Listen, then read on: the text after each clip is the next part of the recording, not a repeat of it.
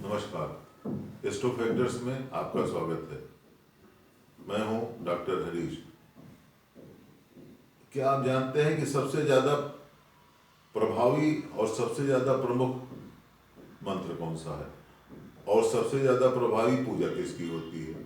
अब इसके बारे में अलग अलग स्थितियां हैं, लेकिन जो शास्त्रों में प्रमाण उपलब्ध है उसके अनुसार जो बगलामुखी देवी की आराधना, वो बगलामुखी मंत्र, ये सबसे प्रमुख और सबसे ज़्यादा बलवान और सबसे ज़्यादा प्रसिद्ध मंत्र है। अब ये बगलामुखी मंत्र देखिए, ये इसके लिए जो देवी हैं ये पीताम्बरा पीठ जो देवी हैं ये पीले रंग का वस्त्र पहने रहती हैं।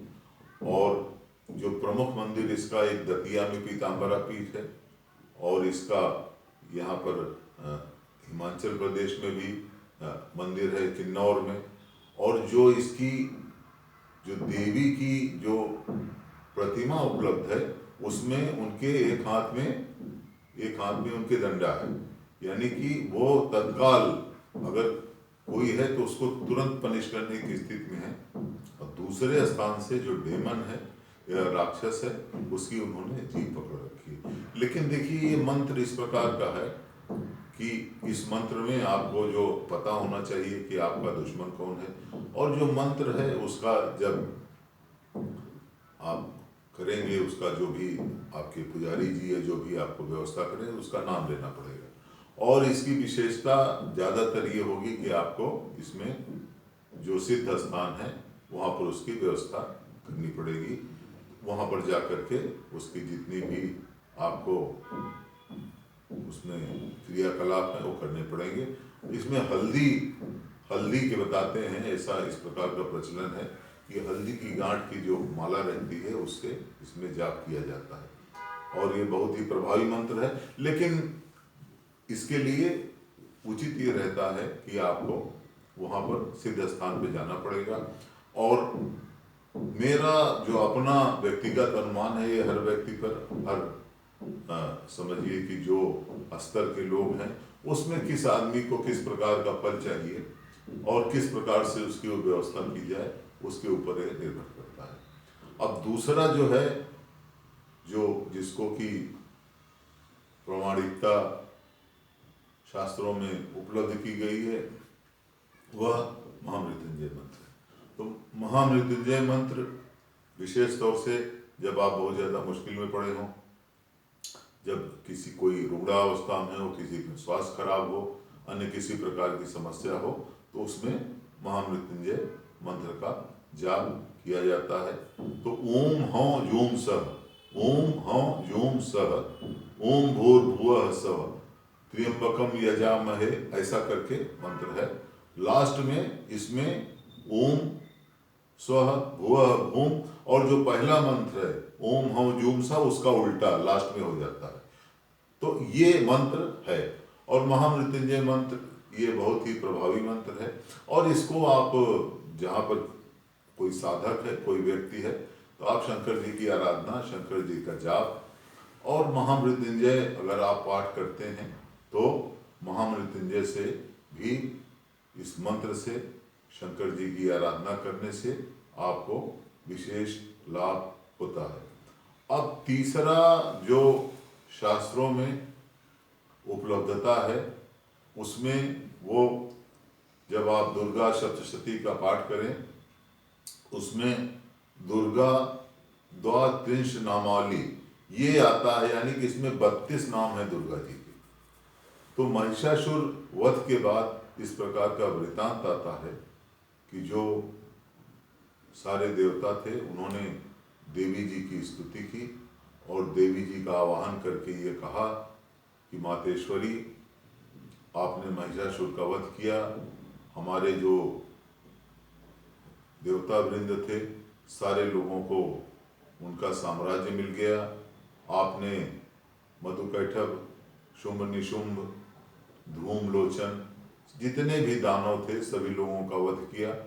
तो हम लोग बहुत ही प्रसन्न हैं, हम लोग बहुत ही आपसे इस प्रकार के विनम्र याचना करते हैं कि इस आमोद प्रमोद वातावरण में हम लोगों को कोई ऐसा मंत्र आप जरूर बताइए जिससे कि कोई बहुत बड़ी समस्या हो और कोई बहुत बड़ी संकट में हो, विपत्ति में हो, तो उससे उसको विमुक्ति मिल जाए। तो देवी जी ने यह कहा कि हम ये आपको 32 नामावली बता रहे हैं, और जब राजा किसी को मृत्यु का दंड दे दे, कोई व्यक्ति घोर हिंसक जानवरों से घिरा हुआ हो, किसी व्यक्ति को आसन्न मृत्यु का समय नजदीक हो, तो अगर आप ये हमारी जो 32 नाम है, अगर इनकी आराधना करेंगे तो आपको हर प्रकार के संकट से विमुक्ति मिल जाएगी। ये दुर्गा सप्तशती में कहा गया है। तो उसमें 32 नाम है, तो 32 नाम का आप उसमें उच्चारण कर सकते हैं। और अब इसके बाद दुर्गा सप्तशती में कुछ और मंत्र हैं और बहुत ही सिद्ध मंत्र हैं। अब जैसे मान लीजिए कि आपको खराब सपने आते हों, आप कहीं पर ऐसे सुनसान स्थान से जा रहे हों, तो जरूर उसमें देखिए इसके लिए 2 ही प्रमुख देवता हैं, एक हनुमान जी और एक देवी दुर्गा जी। तो जयंती मंगला काली भद्रकाली कपालिनी दुर्गा क्षमा शिवा धात्री स्वाहा स्वधा नमोस्तुते, इसका जरूर आप जाप करें। और उसी दुर्गा सप्तशती में रोग के लिए भी कहा गया है कि अगर कोई बीमार व्यक्ति हो तो रोगान शेषान पंस तुष्टा रुष्टा तो तामान सकलान भीष्टान तमाशिता नाम न विपन्न राणा। तो ये मंत्र उसमें आप दुर्गा सप्तशती में जो भी है, चाहे अगर मान लीजिए किसी का विवाह नहीं हो रहा है, आपको पत्नी की है, तो उसके लिए भी उसमें कहा है, लोक कल्याण के लिए कहा है, सर्वमंगल मांगल्ये शिवे सर्वार्थ साधिके शरण्ये त्र्यंबके गौरी नारायण नमोस्तुते। तो देखिए, लेकिन मंत्र का उच्चारण सही होना चाहिए। जैसे शरण ये है, शरण आधार आ है, फिर ये है, बहुत से लोग उसको शरणे पढ़ देते हैं। तो मंत्र का कोशिश करिए कि मंत्र का जाप आप करें, और मंत्र का जाप आप उसको ठीक प्रकार से करें, तो तभी आपको उसमें एक प्रकार से सहायता मिल सकती है।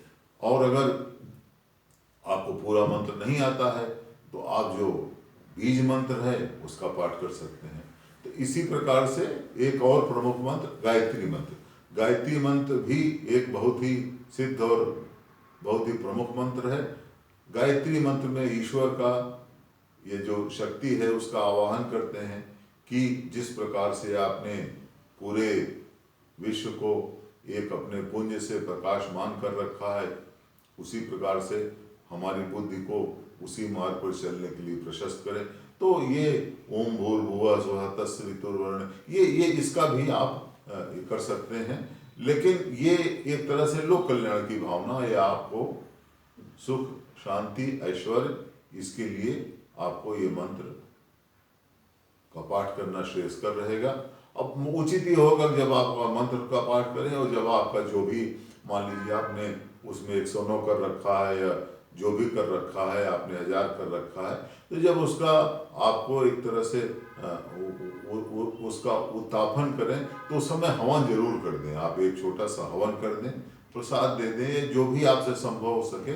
लेकिन उसका जरूर ये शास्त्रों में भी कहा गया है कि आपको संक्षिप्त रूप से हवन करना चाहिए, तभी आपको विशेष रूप से उसका प्रभाव परिलक्षित होगा। मुझे पुनः आपसे अनुरोध करना है कि हमारे चैनल को सब्सक्राइब करें और अपने विचारों से अवश्य हमको अवगत कराएं। नमस्कार, धन्यवाद।